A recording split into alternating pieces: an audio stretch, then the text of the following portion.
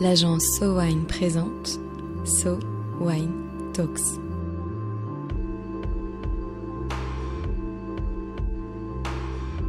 La première série de podcasts analysant les tendances marketing et communication dans l'univers du vin et des spiritueux. Cette année encore, le baromètre So Wine d'Ainata dresse un panorama du vin, du champagne, des spiritueux et des bières et précise les grandes tendances de consommation des Français. Quel est le profil des consommateurs de vin et de spiritueux en France ? Quelles sont leurs habitudes de consommation et d'achat ? Pour ce deuxième épisode autour du baromètre So Wine d'Ainata 2023, intéressons-nous au rapport des Français avec le vin, avec Marie Mascret. Marie, aujourd'hui on va parler du rapport des Français au vin. Est-ce qu'il y a des tendances qui se confirment ?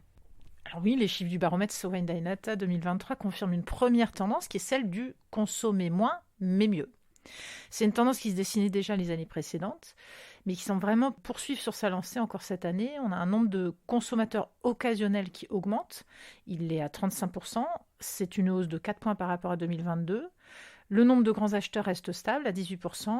En revanche, le nombre d'acheteurs réguliers diminue de 3 points à 31%. Donc, on achète plus en occasionnel, donc occasionnellement du vin. En revanche, et ça c'est intéressant, en parallèle, on observe que le budget moyen pour l'achat d'une bouteille de vin, il est toujours assez élevé. Alors, il reste stable par rapport à l'an dernier. Il y a des évolutions de l'ordre de plus ou moins 1%, mais c'est toujours une très grande majorité des Français qui vont déclarer consacrer un budget supérieur à 11 € à l'achat d'une bouteille de vin. Alors pour être dans le détail, plus de la moitié des Français, 55%, consacrent un budget entre 11 et 20 €, et près d'un quart des Français, 24%, y consacrent un budget supérieur à 20 €, alors qu'à l'inverse, on n'a que 19% des Français qui consacrent à l'achat d'une bouteille de vin un budget situé entre 5 et 10 €, et surtout seulement 2% des Français qui mettent moins de 5 € par bouteille. Alors à noter aussi que plus on s'y connaît en vin, plus on en achète, puisque près de 40% des Français qui se déclarent connaisseurs ou experts achètent du vin une à plusieurs fois par semaine. Et plus on présente un intérêt pour le vin, plus on est prêt à payer un prix élevé pour une bouteille de vin. Autre point notable cette année, pour la première fois, c'est le prix qui devient le premier critère d'achat de vin dans la région. Ça, c'est une nouveauté. Alors, petit bémol, le prix, ça ne veut pas forcément dire le prix le moins élevé. Ça peut peut-être même vouloir dire parfois, dans certains cas, le prix le plus élevé. En tout cas, on peut en déduire que c'est le rapport qualité-prix. Donc le rapport qualité-prix comme premier critère à 49%, c'est une hausse de 5 points, donc c'est important par rapport à 2022. Et c'est surtout une hausse de 8 points par rapport à 2021. Donc c'est vraiment quelque chose qui est en forte progression. La région ou le pays d'origine, ça arrive en deuxième position à 43% et c'est en baisse de 3 points par rapport à 2022. Et les raisons qui sont directement liées au vin, que ce soit l'appellation, le cépage ou le millésime, arrivent ensuite seulement, avec des chiffres qui sont tous en hausse quand même. L'appellation en troisième à 26%, en hausse de 3 points. Les cépages en quatrième à 24%, plus 2 points. Et le millésime en cinquième à 18%, plus 1 point. Et sur cette question du prix, d'ailleurs, c'est intéressant de noter que si on s'intéresse à la question des contenants, c'est le prix qui reste la principale motivation à l'achat de vin dans d'autres types de conditionnement que la bouteille. C'est une réponse en tout cas qui est donnée à 63% et c'est en hausse de 5 points versus 2022.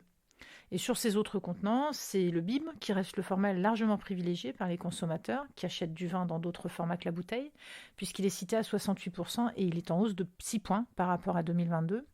Ce qu'il faut que je précise ici aussi, c'est qu'on a 77% des Français qui disent acheter du vin uniquement dans un conditionnement bouteille, donc sont près d'un quart, 23%, à acheter du vin dans d'autres types de conditionnement. Et quelles sont les couleurs de vin préférées des Français ? Eh bien, c'est le vin blanc qui arrive en tête des couleurs préférées des Français quand il s'agit de vin. Un choix qui est plébiscité à 93% avec une hausse de 2 points par rapport à 2022. Arrive ensuite le rosé à 88% et puis le vin rouge en troisième à 83%.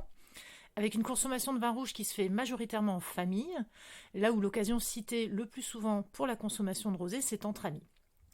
Et puis quand il s'agit de savoir à quel moment de la journée les Français consomment le vin, par couleur, c'est majoritairement au cours du repas pour le vin rouge, c'est majoritairement à l'apéritif pour le vin blanc et c'est majoritairement en soirée pour le vin rosé. Alors notez aussi que le vin rouge, il est davantage consommé en soirée qu'à l'apéritif, et ça c'est peut-être un peu plus surprenant. Et est-ce que les Français ont des régions de prédilection lorsqu'ils choisissent leur vin ? Oui, alors ce qui est notable, c'est que depuis qu'on leur pose la question de savoir quelles sont les régions viticoles dont ils consomment le plus souvent les vins, en tout cas leur région viticole préférée pour les vins français, le trio de tête, il reste inchangé depuis plusieurs années, c'est Bordeaux, la Bourgogne et la Champagne.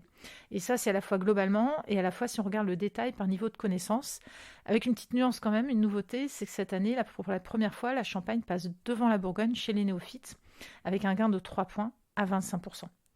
Globalement, toujours, c'est la Provence qui arrive quatrième. Elle retrouve cette année son classement de 2021 à 19%. Devant l'Alsace, qui reste stable à 18%. Et devant le Rhône, cinquième à 17%. Et puis en sixième, on a le Val-de-Loire qui arrive en sixième position à 14%.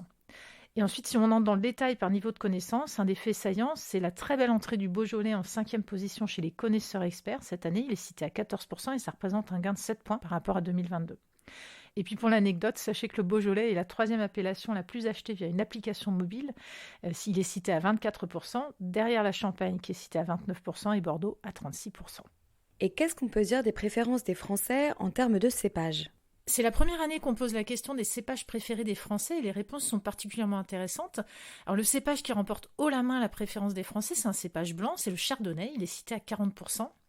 Ensuite, on a 3 cépages noirs qui sont le Merlot et le Pinot Noir à 27%, et puis le Cabernet ensuite à 24%. Et puis de nouveau 2 cépages blancs, le Riesling à 19% et le Sauvignon blanc à 17%. Alors c'est intéressant de voir que ce sont aussi majoritairement des cépages qui poussent très bien dans la partie la plus septentrionale de la France, en tout cas qui correspondent à des régions comme la Bourgogne, l'Alsace ou la Champagne, qui remportent le plébiscite des Français. Et on vient de parler des vins français, mais quid des vins étrangers ? Eh bien, les Français sont de grands amateurs de vins étrangers puisqu'ils sont 70% à déclarer en consommer. Et parmi ces consommateurs, si on cumule les réponses et qu'on distingue les réponses entre vins européens et vins hors Europe, une grande majorité consomme des vins européens puisque c'est 71% des réponses contre 29% pour les vins du Nouveau Monde. Alors si on regarde dans le détail les régions préférées, pour l'Europe, sans grande surprise, le trio de tête c'est l'Italie à 28%, l'Espagne à 21% et le Portugal à 13%. C'est aussi les premiers, toutes régions confondues. Et les 3 suivants, même les 4 suivants, sont des vins du Nouveau Monde. Le Chili, en premier à 7%, et puis un trio avec l'Afrique du Sud, l'Argentine et les États-Unis à 5%. Alors ce qui est notable, c'est quand on leur pose la question des raisons pour lesquelles ils sont attirés par les vins étrangers, d'abord, la première réponse, c'est pour essayer de nouvelles choses et pour le goût. Ça, c'est des raisons qui sont données à 43%, loin devant les suivantes. Les suivantes, c'est le fait de prolonger l'expérience des vacances ou le prix. Et donc, ça veut dire que le prix ici ne semble pas du tout être un critère prioritaire, alors que c'est un critère prioritaire dans le choix des vins français. Et puis à noter également qu'on a 50% des consommateurs de vins étrangers qui déclarent en consommer à la maison, 43% au restaurant et 26% en voyage.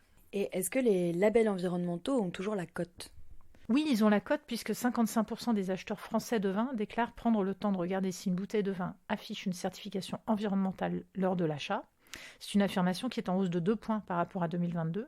Et alors, sans grande surprise peut-être, mais en tout cas, c'est une tendance, et c'est notable, qui est encore plus forte chez les jeunes, puisqu'ils sont 67% des 18-25 ans à déclarer le faire.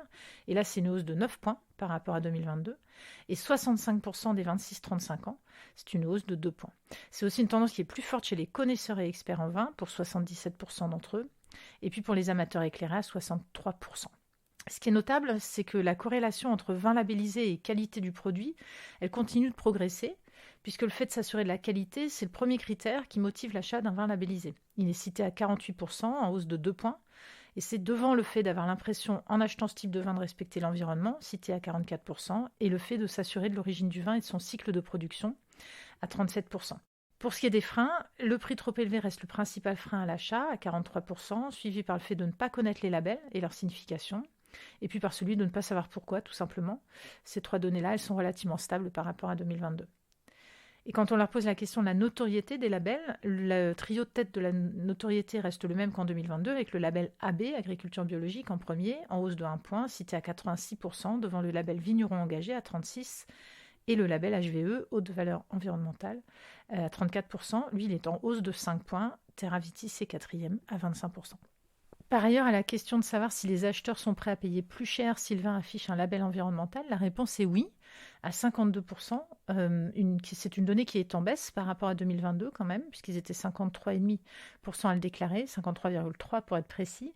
C'est un chiffre qui est encore cette année plus important chez les jeunes, même s'il marque une baisse. On a des 26-35 ans qui sont 64% à déclarer être prêts à payer plus cher, contre 66% l'an dernier. Et c'est un chiffre qui augmente en revanche chez les grands acheteurs à 72% cette année contre 69% l'an dernier. Et enfin, en termes de lieu d'achat, c'est intéressant aussi parce que c'est assez distinct de ce qui se fait dans la moyenne de l'achat de vins, hors vins labellisés. L'achat des vins labellisés se fait majoritairement en grande distribution à 55%, c'est un chiffre qui est en hausse de 5%. Et très loin derrière arrive Internet à 13%. Donc la question qui se pose, c'est est-ce que c'est représentatif de l'achat des vins en général? Et la réponse est non. Sylvain en a parlé dans un autre podcast. Marie, selon toi, qu'est-ce qu'il faut retenir de tout ça? En conclusion, ce qu'on peut dire, c'est que le vin est passé en quelques années d'un produit alimentaire à un produit plaisir. Il est encore plus devenu un produit plaisir aujourd'hui. Alors ça a plusieurs conséquences. D'abord, ça veut dire qu'on se fait peut-être un peu plus souvent plaisir, ou en tout cas on se fait plaisir à plus d'occasions.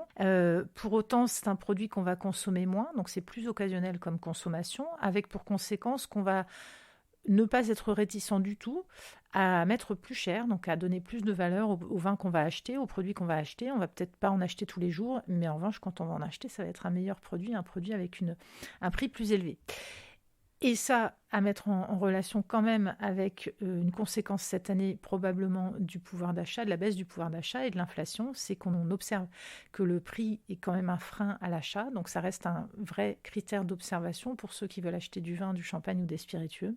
Est-ce qu'il y a un effet un peu de disparition du ventre mou du monde du vin, c'est-à-dire qu'on a à la fois des vins qui sont très accessibles, sur lesquels on va pouvoir se faire plaisir au quotidien, et puis des vins beaucoup plus chers, qui sont vraiment les vins qu'on va acheter pour célébrer quelque chose en particulier et sur lesquels on n'aura aucune hésitation à mettre le prix?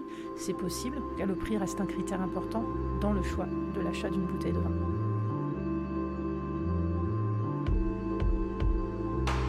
Un baromètre 2023 qui confirme donc la tendance du boire moins mais mieux, avec des Français qui s'intéressent au vin, qui ont envie de découvrir de nouvelles régions et de nouveaux pays, et un intérêt qui progresse pour les certifications environnementales.